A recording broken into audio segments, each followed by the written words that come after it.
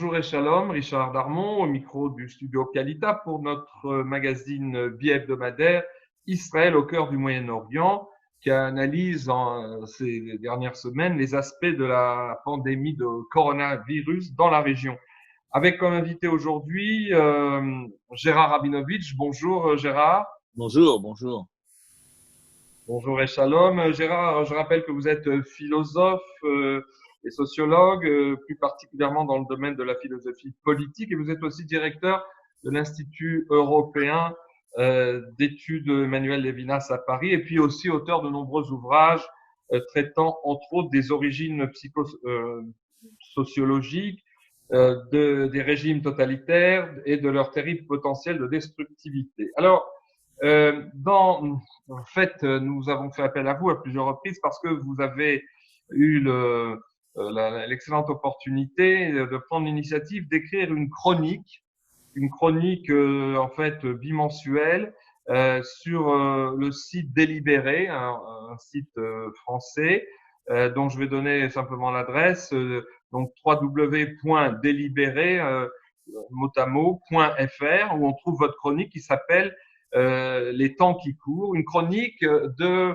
votre observation très avisée de la manière dont la société française et le pouvoir français ont géré cette crise, et vous faites des remarques très pertinentes comme ce qu'on appelle en hébreu un yomam, un calendrier au jour le jour, en relevant des tendances qui sont celles des tendances de la société française. Et justement, dans la 4e livraison que vous avez fait mettre en ligne, donc c'était au bout de 2 mois déjà du coronavirus, elle date donc du début mai, de ces chroniques donc des temps qui courent. Vous analysez le discours officiel des gouvernements français, des gouvernants français, et leur posture médiatique souvent creuse et emphatique qui les relaye en plein cœur de cette crise du corona. Ainsi, j'ai relevé un exemple qui est quand même intéressant, et ça montrera à nos auditeurs que combien votre texte est je dirais étoffé. À la date du 28 avril, c'était le jour, donc fin avril, d'un discours très attendu du Premier ministre à l'Assemblée nationale. Vous notez, je cite, le président de la République, donc Emmanuel Macron, absent à lui-même dans un trop-plein de mise en scène, on pourrait dire donc mise en scène médiatique, produit de l'angoisse. Le Premier ministre, présent quant à lui à son inquiétude, dans son être au charbon, produit de l'incertitude. Et vous relevez, ce n'est pas du tout la même chose. L'un braque, l'autre intéresse. Ça se sent et ça se ressentira. Fin de citation. Alors, il y a 2 sons de cloche et 2 traitements concernant les 2 têtes de l'État français. Pourquoi avez-vous relevé cette dichotomie ? Parce que d'abord, elle était flagrante, et parce que mon sentiment, en effet, c'était que l'un produisait de l'angoisse et que l'autre produisait de l'incertitude. Pourquoi ? Parce que les politiques aujourd'hui ne peuvent pas se passer d'équipes de com. Mais il y a 2 façons de faire de la com.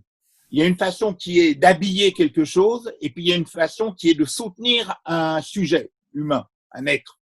Or, dans un cas, l'impression que ça donnait, c'est que dans le cas du président de la République, son équipe de com l'habillait de choses dont il n'était pas habité. Et puis dans un autre cas, on ne peut pas penser que le Premier ministre, Édouard Philippe, se dispensait d'équipes de com auprès de lui, mais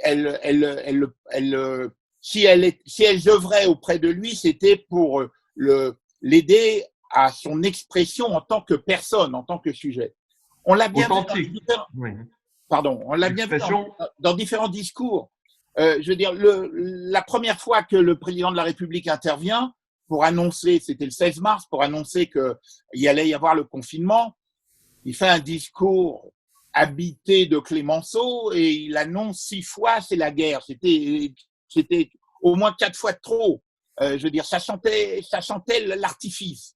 On a eu la même chose le 13 avril pour annoncer le déconfinement du 11 mai. On a eu la même chose le 1er mai pour honorer le travail. On a eu la même chose le 8 mai.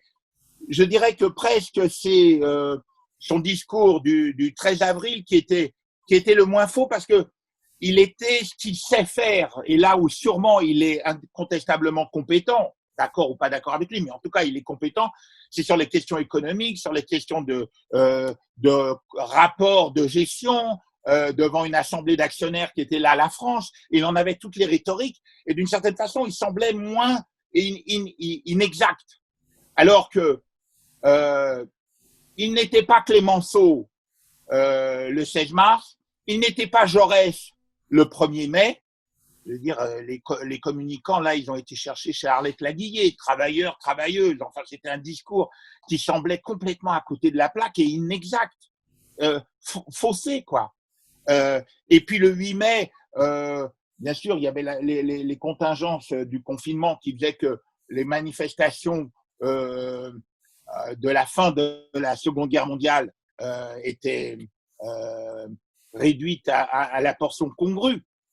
Quand même, quand on compare là, comme d'ailleurs on pouvait comparer le 16 mars par rapport à la reine d'Angleterre, et quand on compare le 8 mai, le discours de la reine d'Angleterre, et puis le petit rituel vide de sens, vide de signification, qui était celui du 8 mai, on était assez hallucinés et c'est insécurisant. Dans les périodes de crise, c'est toujours un révélateur du meilleur ou du pire. Et les gens ont une attente qui est une attente d'authenticité. Et d'une certaine façon, il y avait plus d'authenticité qui s'exprimait à travers le Premier ministre qu'à travers le président de la République. Alors, vous relevez aussi dans cette même chronique, au jour d'après, je crois la fin avril, début mai, ce que vous appelez, et d'autres analystes l'ont fait, mais votre prisme est intéressant, c'est le nouveau vocabulaire de la crise pandémique, ce que vous appelez les mots du corona véhiculés par les médias, écrits et électroniques, donc sur les télés, dans les radios, les réseaux sociaux. Et vous avez tenu à énumérer un certain nombre de mots. Pourquoi est-ce que cette sémantique, elle illustre quoi pour vous? Oh, rien. Ce qui me paraissait problème. Alors, d'abord, depuis Gabriel Tarde, dans son texte sur l'opinion, c'est un des fondateurs de la sociologie, on a repéré le rôle des médias dans l'opinion et dans la fabrique de l'opinion, et le rôle des journaux en particulier, qui sont des animateurs de l'opinion et même ceux qui font l'agenda de l'opinion. On en a eu des critiques aussi avec des gens comme Custine ou Nietzsche ou Karl Kraus sur le rôle. Alors, ce qu'on pouvait observer, c'est qu'il y avait un certain nombre de mots qui apparaissaient. Cluster, confinement, gestes barrières, des mots qui n'existaient pas 15 jours auparavant, puis qui d'un seul coup étaient devenus le langage commun de l'opinion. Ça, c'était une chose. Alors, on pouvait observer en passant que cluster, c'est un mot que personne connaissait probablement ou de façon hiérarchique 15 jours avant, et d'un seul coup, en 2 jours, ce mot était le mot repris par l'ensemble des journaux qui s'imitaient et des médias qui s'imitaient les uns les autres. Non, ce que je voulais repérer à ce moment-là, c'était aussi 2 choses. C'était ça que je voulais mettre en exergue. C'était que le Premier ministre avait une expression qui était comme une espèce de point d'appui pour lui. C'était autant que faire se peut, qui est une expression qui vient du 15e siècle ou du 16e siècle, comme s'il avait le besoin d'aller chercher dans un passé de l'histoire de France et de l'expression et de la langue française quelque chose qui le pose et qui le rassure. Autant que faire se peut, ça veut dire on fait comme on peut. Ouais. Je veux dire, et ça, c'était quand même un repère. Et puis, il y avait quelque chose qui était beaucoup plus déplaisant, c'était la façon dont un certain nombre d'experts journalistiques, économistes, sur les chaînes continues d'information, parlaient il y a de la casse, il va y avoir de la casse. Et il y avait là quelque chose qui était un peu choquant, parce qu'il y avait une espèce de jubilation retenue sur la légitimité d'être là, parce qu'en effet, il va y avoir de la casse sociale, et c'est déjà annoncé, mais c'était gourmand, quoi. Et c'était ça que je voulais mettre en avant, et que c'était 2 mondes quand même différents qui s'exprimaient aussi par ces expressions-là, comme si ces expressions étaient les métonymies d'univers à la fois mentaux et de responsabilités et de cultures différentes. Alors, à la date du 29 avril, vous signalez un autre phénomène très intéressant qui est lié d'ailleurs à ce sujet que nous essayons de cerner, c'est la manière de gérer au niveau des autorités et des pouvoirs publics cette pandémie. Vous signalez la mise en place d'une étude du CNRS, le Centre national de la recherche scientifique, auquel vous avez collaboré dans votre carrière, sur la vie en confinement. Et vous notez ceci, ce qui est de manière, c'est un point de vue très critique, l'ensemble de ce document, donc de cette recherche, est un déroulé de questions pour cartographie policière du comportement de masse, une science de l'administration. Fin de citation. Pourquoi des mots si durs pour ce document élaboré par vos anciens collègues? euh, la sociologie a été une science de la connaissance dans ses débuts, avec de très grands auteurs, Gabriel Tarde, que j'ai évoqué tout à l'heure, Georges Simmel, Max Weber, Siegfried Kracauer, l'école de Chicago, etc., etc. Après-guerre, il y a eu encore Raymond Aron, Zygmunt Bauman, Parkson. C'était un savoir qui était un savoir libérateur, un savoir qui permettait de s'extirper de l'ignorance. Mais il s'est modifié, ce savoir-là. Il est devenu un espèce de savoir d'emprise, un savoir au service de la domination, au service de la domination, que ça soit celle de l'administration, ou celle de la com, ou celle du management, ou celle du marketing. Ce sont des savoirs d'emprise. Et ce que je trouvais dans les arguments de cette recherche qui s'était fait soutenir par beaucoup de journaux, hein, c'était que l'ensemble du questionnaire était un questionnaire dont on se demandait quelle était sa destination. Il n'était pas un questionnaire de libération, il était un questionnaire pour gestionnaire administratif de la population en masse confrontée à un confinement.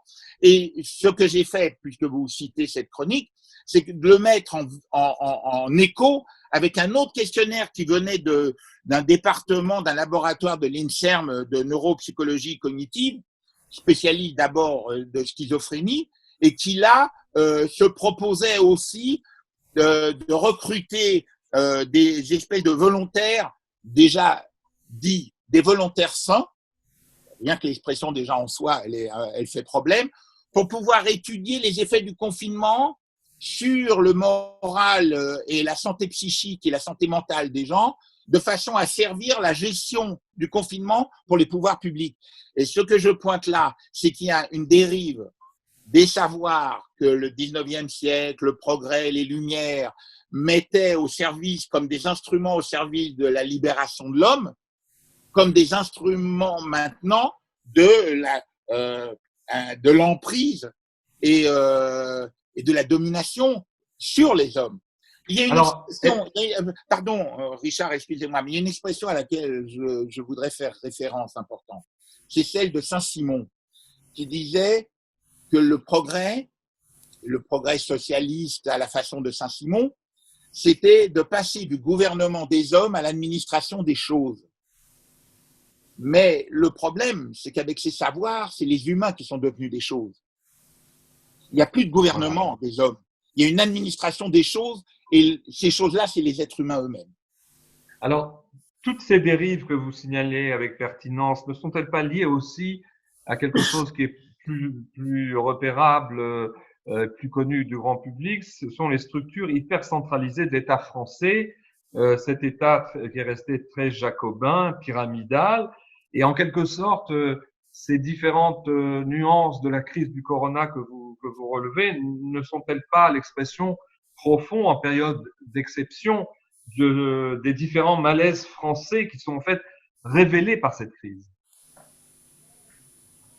En fait, les malaises français, il y en a une telle quantité que ça devient en effet inquiétant.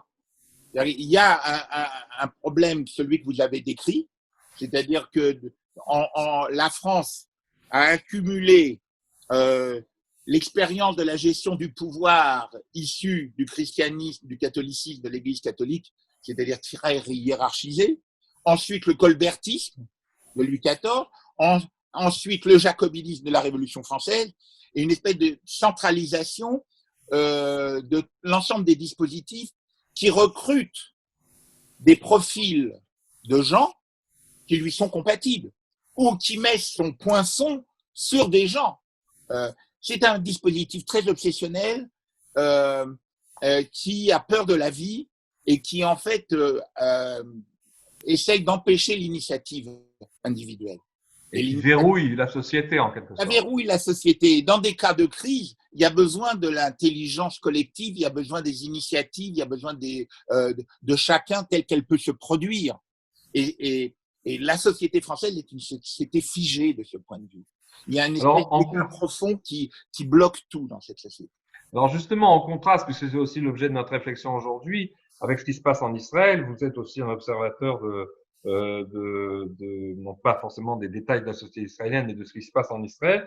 Avec cette grille de lecture critique et analytique, comment vous analysez, même de Paris, cette gestion israélienne de la pandémie, ou déjà au niveau de la figure emblématique de l'État, le Premier ministre, qu'on apprécie ou non au plan politique, tout le monde, enfin, il y a un courant d'opinion majoritaire et en même temps, même ses adversaires ont reconnu qu'il a assumé une gestion très investie et très personnelle de cette crise. Enfin, au-delà de la figure de Netanyahou, comment vous voyez la société israélienne a été gérée ou bien ou maltraitée par l'État et les figures du haut de la hiérarchie étatique?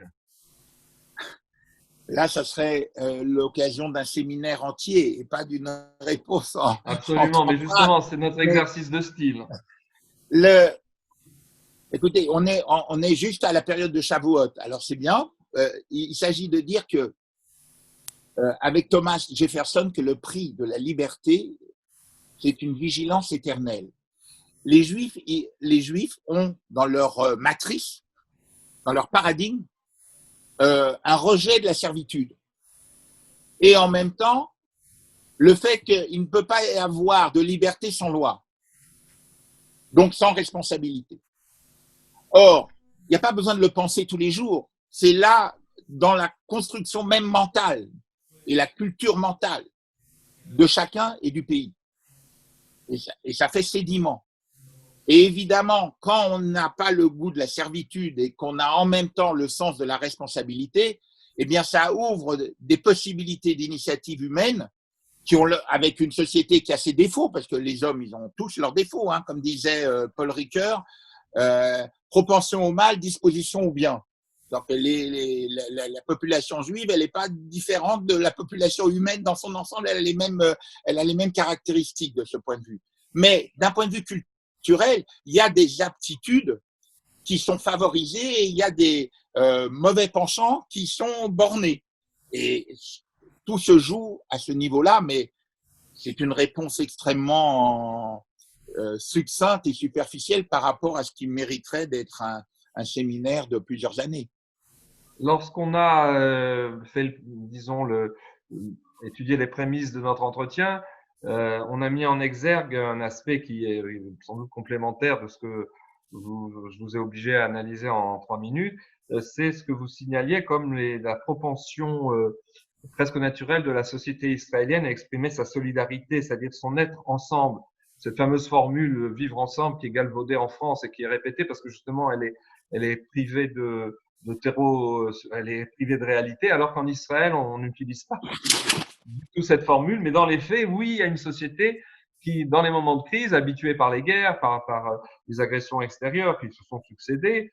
Je rappelle que depuis la renaissance de l'État d'Israël, il y a eu, si on compte les opérations militaires importantes comme les intifadas il y a eu 18 moments de crise en 72 ans.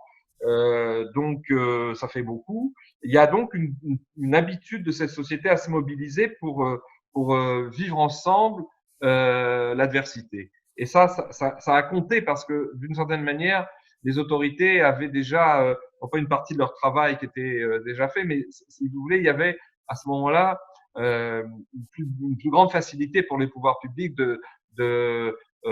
j'allais dire d'une manière vulgaire, de balancer des discours à la population.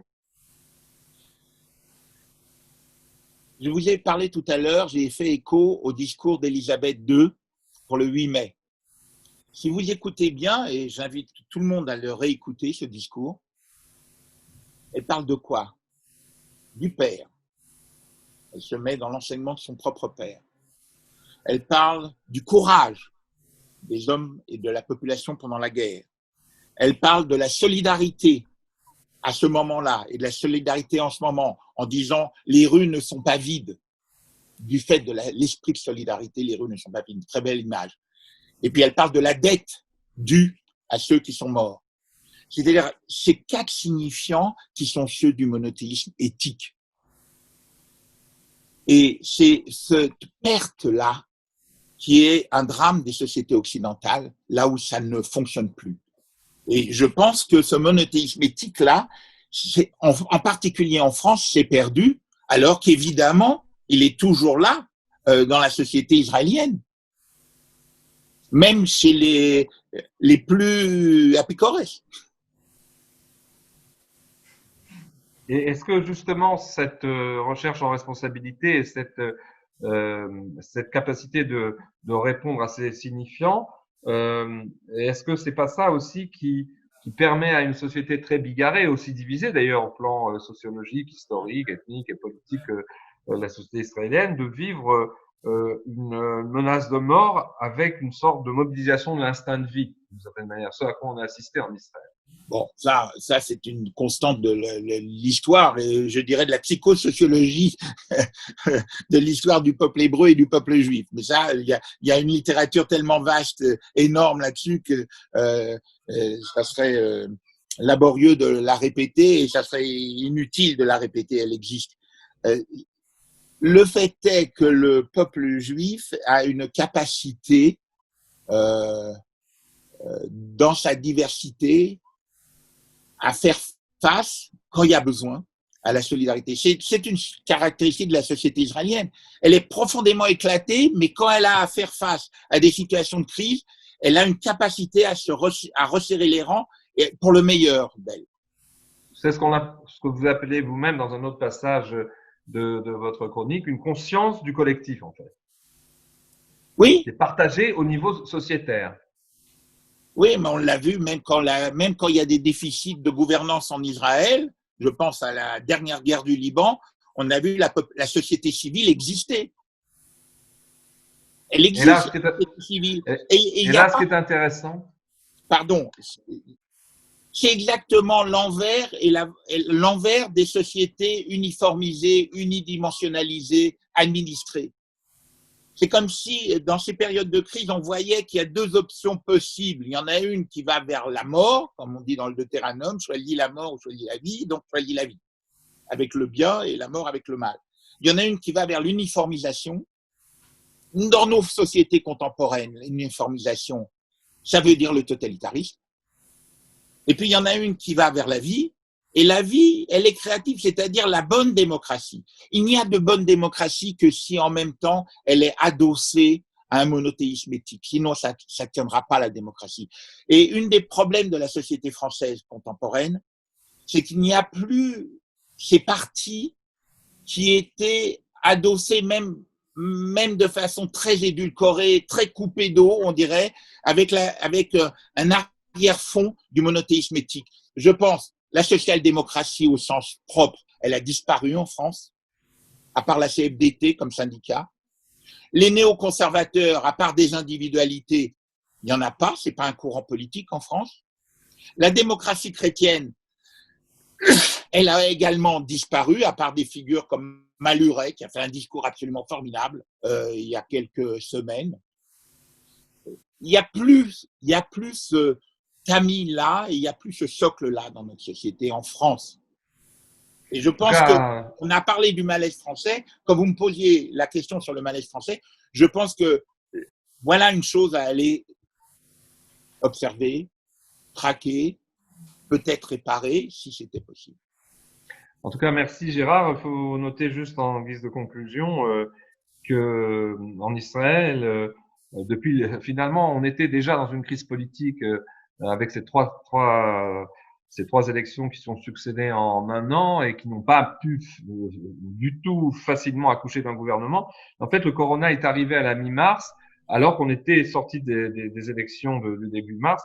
Et on a vu ces 2 crises, la crise du corona qui était mondiale en fait, se nouer comme dans une sorte de structure d'ADN, avec aussi la crise politique. Et moi, je m'étais dit que peut-être que quand on sortira de l'une, on pourra sortir de l'autre. Le fait est que c'est à la fois, c'est un petit peu un vœu pieux. C'est vrai que il finit par y avoir un gouvernement en Israël. Et la crise des institutions a été provisoirement surmontée par un gouvernement d'union qui est ce qu'il est, avec ses aspects euh, qui sont pas toujours, j'allais dire, des aspects boitants.